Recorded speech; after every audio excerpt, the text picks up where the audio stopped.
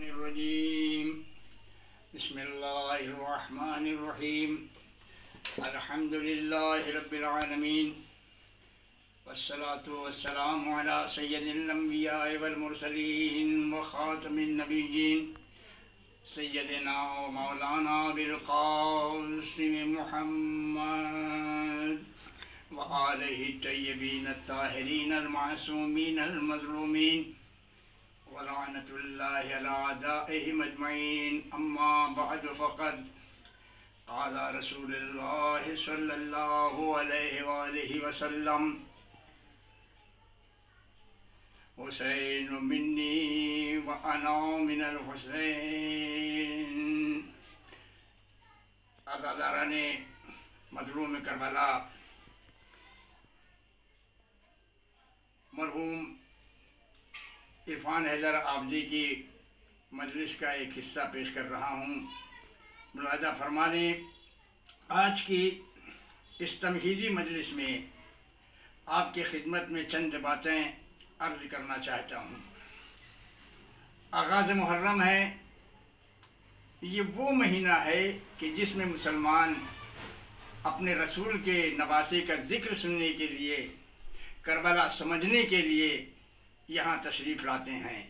जब तक करबला लोगों की समझ में नहीं आएगी, ज़िक्र हुसैन होता रहेगा। इसलिए कि करबला बहुत मुश्किल भी है, बहुत आसान भी है। पूरी तवज्जो, करबला बहुत मुश्किल भी है, करबला बहुत आसान भी है। मुश्किल इसलिए है कि उमर साद जैसे मुफ्ती की समझ में नहीं आई, और आसान इसलिए है कि हुर जैसे सिपाही की समझ में आ गई।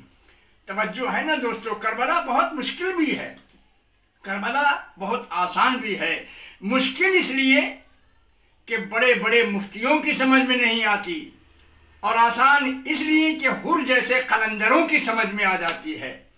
चूँकि करबला अली के खून का नतीजा है ना।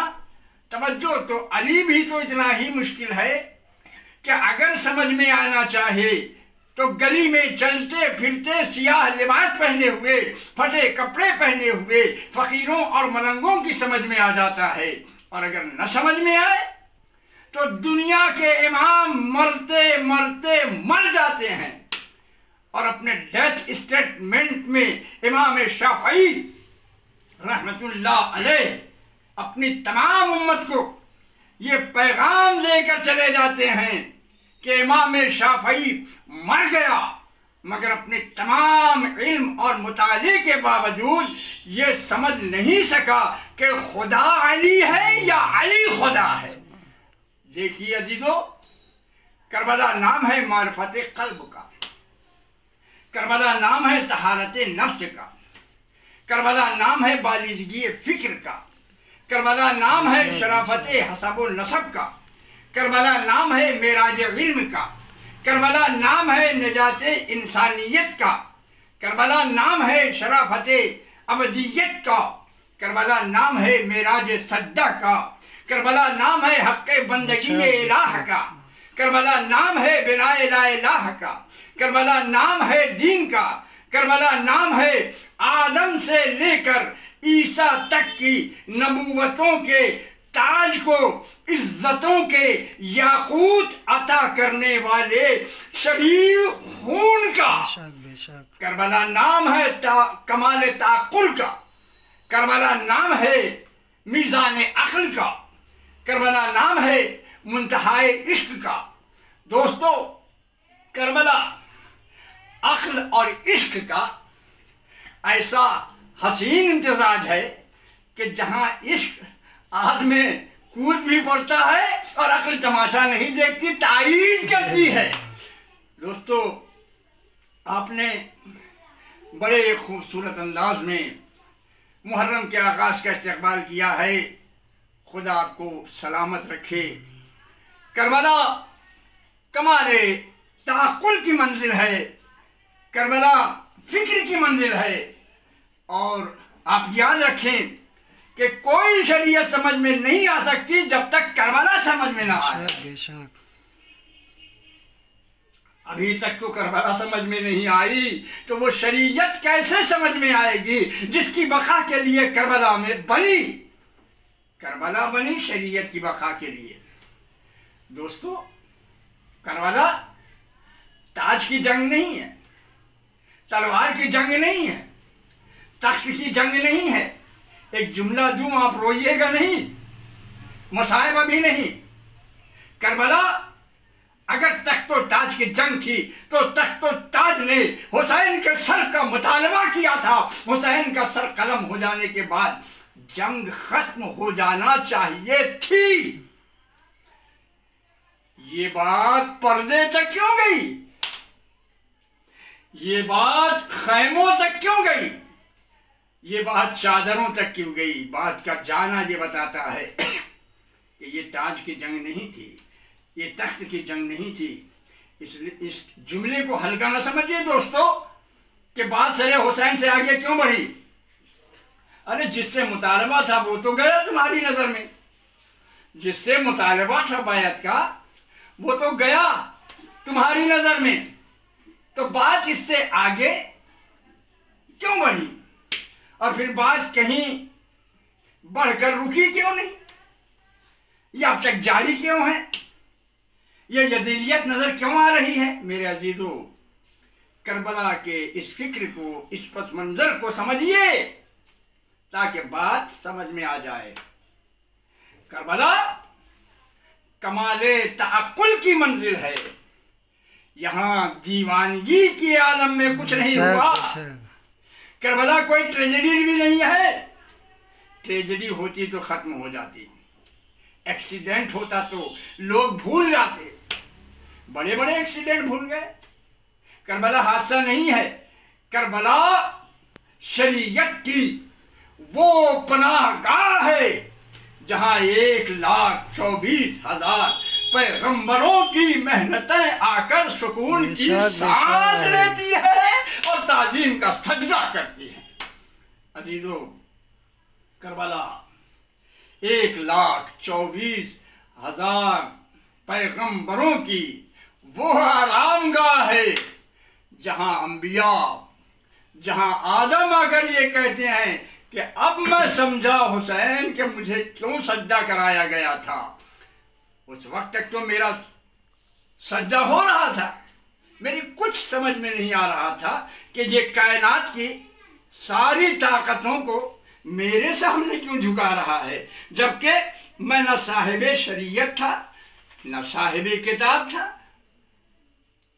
बल्कि क्लियर कट तो नबी भी नहीं था। बड़ी एहतियात से ये जुमला कहा है दोस्तों, क्लियर कट तो नबी भी नहीं था, खलीफतुल्लाह था। ये क्यों ऐसा हुआ, ये किस मंजिल पर ऐसा हुआ, लेकिन समझ में नहीं आ रहा था। मैंने इताअत इलाही में फरिश्तों का सज्जा भी कबूल कर लिया, जो वो कहता रहा मैं करता रहा, इसलिए कि उसका मुंतखब था और उसके मुंतखब की शान ये होती है कि जो वो कहे उसका मुंतखब वही करता रहे। तो जो उसके कहने पर जिंदगी गुजारे उसी को शरीयत में नबी कहते हैं, उसी को मासूम कहते हैं, उसी को इमाम कहते हैं। बस मेरे अजीजों, यहीं पर रोक कर मसाइब की तरफ बढ़ना चाहता हूँ।